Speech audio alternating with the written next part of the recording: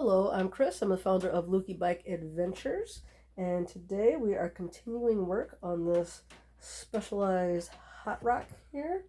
We got a number of videos of things I've been doing to it, but right now I'm going to be replacing the shifting cable and possibly adjusting the derailleur. We'll see how long this takes. I'll decide. Check out the links below if you want to learn more about what we're doing and why. And of course, if you want to make a donation, that would be fantastic. There's links below to do that. All right, so to do this, well, I already have the cable removed, so I'm not worried about that, at least not in this video. Can't remember if I recorded that or not, but whatever. If you're working on your own bike, remove the old cable.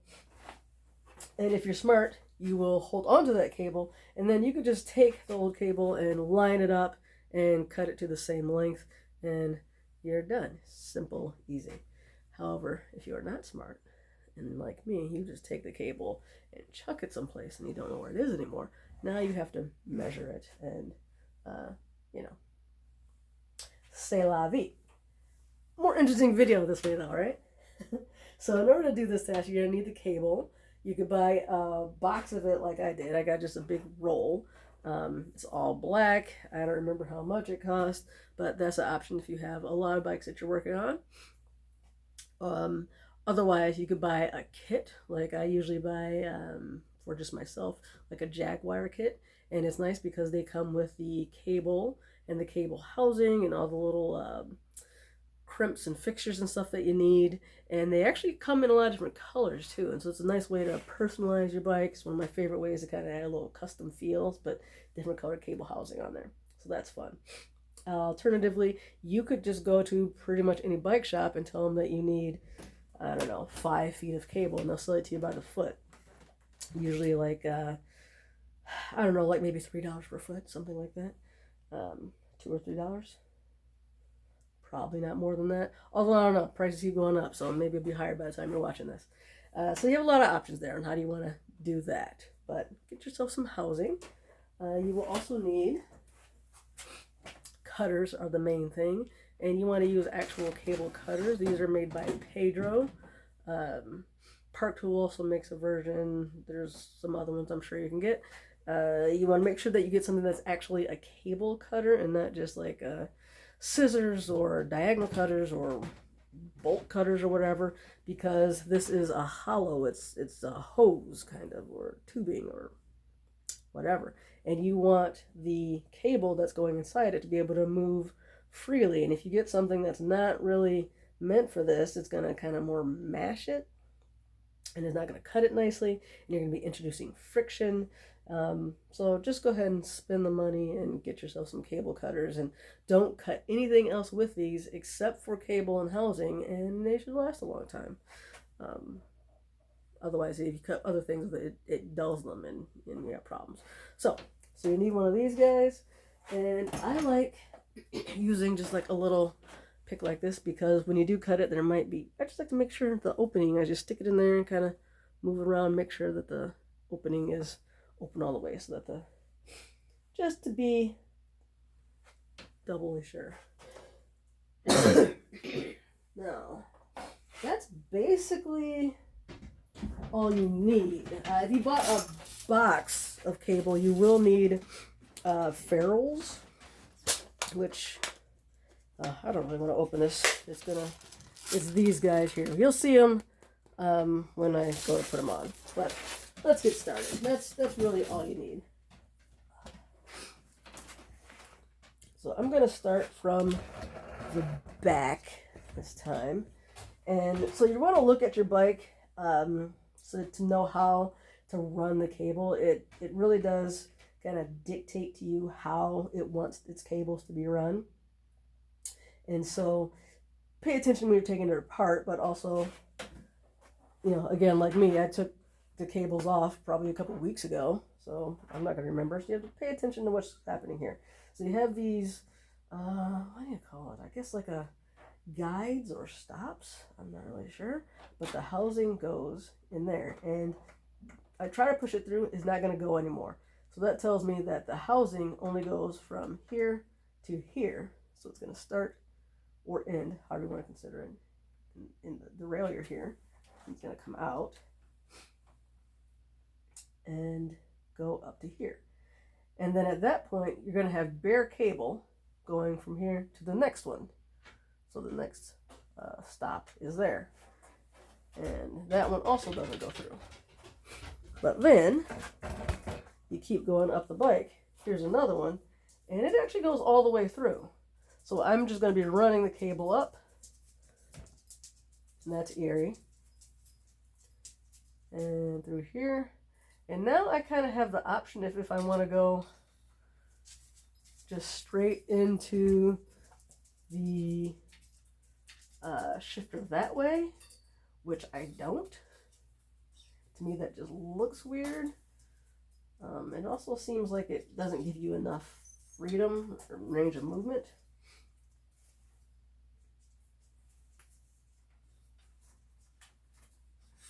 So I'm just gonna keep pushing that through until now.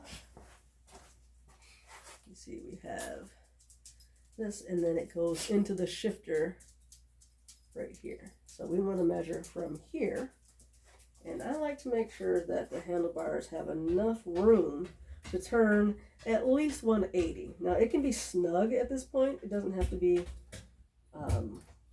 loose. Like we could have just enough cable to turn 180, and that's fine, because you want to have enough room so that you can turn as much as you want to, but also kids fall and crash, especially kids who are new to mountain biking and whatnot. They're going to be doing dumb stuff. They're going to, they're going to fall. They're going to bang into things. They're going to whatever. And so I don't want something like that to happen, and then the cable's tight and, just makes things worse. But you also don't want to have too much loose cable, because like right now, if you look at this, you can see how you got some, there's free space here so they can move freely, but if we have too much, it can, that starts to get ridiculous. It looks sloppy. This can catch on things. It just becomes excessive. So I feel like if it can easily spin 180, and at that point it's snug, then that is plenty, right? So it's tight around it. At that point, we should be good. All right, so now I'm going to bring it back to the point where I have to cut it. So that's right here. So I'm just going to turn that again to make sure. Whoops, and that popped out. If you want to use a zip tie or something just to be on the safe side, by all means. And better to go a little bit long than too short, because if you go too long, you can always just cut it a little bit more. Right there. So I think that's good right there. So I'm just going to hold my hand there, grab my cutters that I set slightly out of reach, and I'm going to cut right there. And if you notice, I added just a little bit just to give myself a margin of error. And then I'm just going to use this to make sure it's open for the cable. And it's still got a nice round shape to it. And I'm just going to stick that in there, so I know that's where it goes. And then this keeps wanting to come out. Stick that in there. And that looks pretty good right now. Probably could have made it a tiny bit longer, so maybe it would follow that shape a little bit, but actually I think that's fine. It's just fine. So now we've got bare cable here. All right. Whoops. So this part's going to be bare cable. We don't need to have housing here, but now we need to go from here to here. Camera's never where I want it to be. So now I need to go from here to here. And that's a pretty easy to measure. Just put it in there and, you know, maybe to the halfway point here, like that or so. You know, we don't need to go all the way down here because it stops. It doesn't go all the way in there. It stops right there. So if I put my hand right there, you see, so it goes in only that much. So I can go like this and that. Grab these cutters again. And let's just say right about there. And that should be good.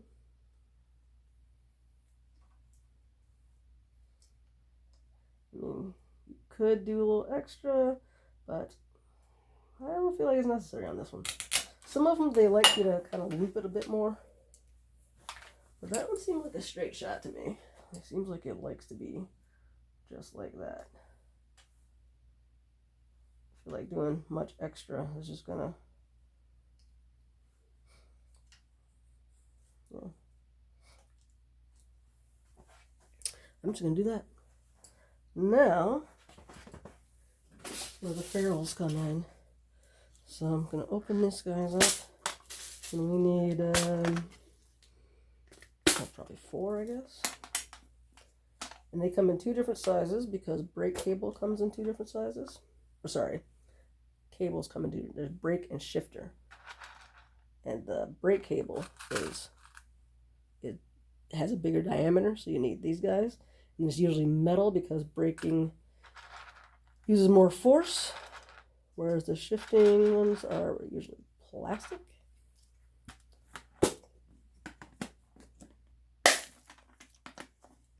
And they're more narrow.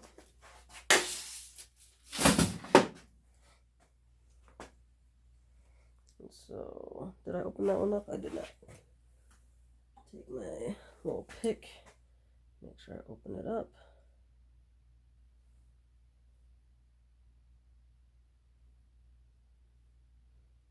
There we go. Do the same thing on this side.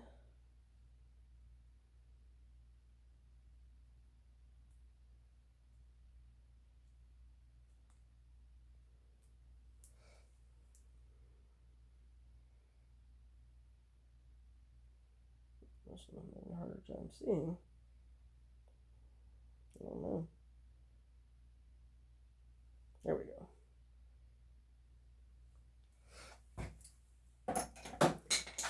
And now you want to really mash these guys on. Usually takes a decent amount of force.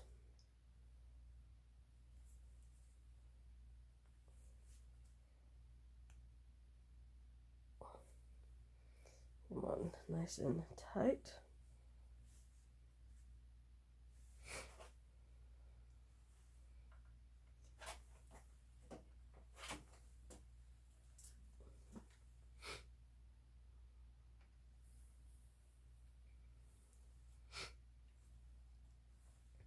Yeah, do the same thing on this side.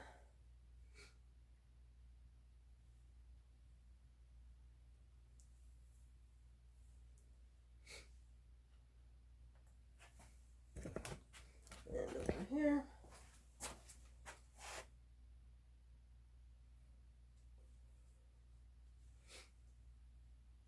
And now, we just run the cable through.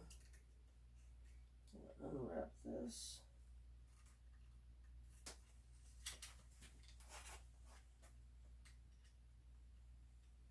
And I usually kind of just wipe it with my finger and make sure there's no dust or anything on it.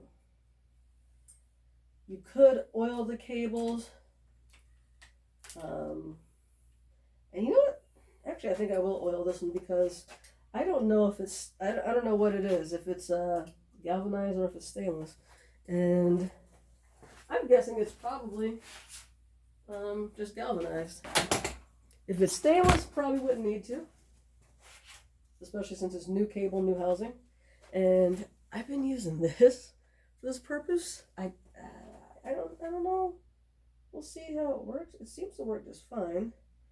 Normally I use Tri-Flow for this sort of thing, but Tri-Flow is not biodegradable or organic or anything like that. So this stuff is thicker, so I just kind of run my finger across it, and that will hopefully help prevent any corrosion and keep the cable moving smoothly through. And I don't know if you guys can see it on your end, but it just came out the other end there.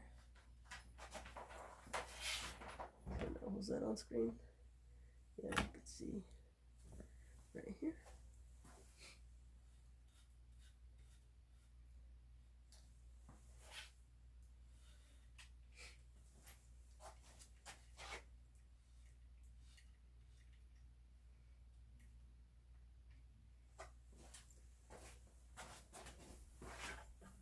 Pull through.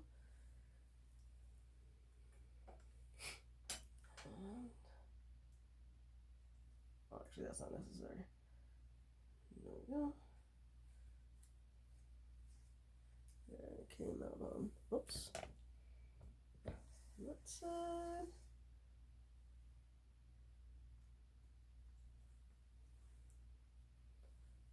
There we go.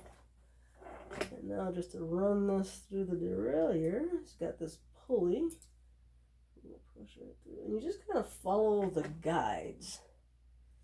It's not always obvious. Ideally, you should probably pay attention to how you take it apart. Usually oh man. I'm thinking it probably goes that way.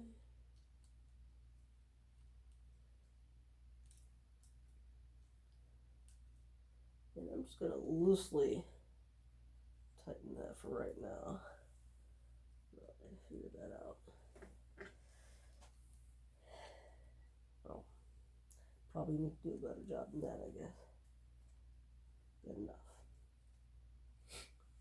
And then I just wrap like that until I am ready to cut it. And I don't cut the cable until everything's perfectly adjusted and I know that I'm not going to have to redo anything, because once you cut it, it's done. And you know, I usually don't have just extra shifter cable laying around. These days, technically I do have a box of it, but that doesn't mean that I want to just waste it that way. So I don't cut it until I know I have everything routed right, it's adjusted right, everything's working exactly as I wanted, and then I cut it and put the end crimp on. So that's routing the cable. Time-wise, took longer than I'd like, so we're going to put adjusting and everything into the next video. So like and subscribe. Thanks for watching. Check out the links below, and we'll see you guys in the next video.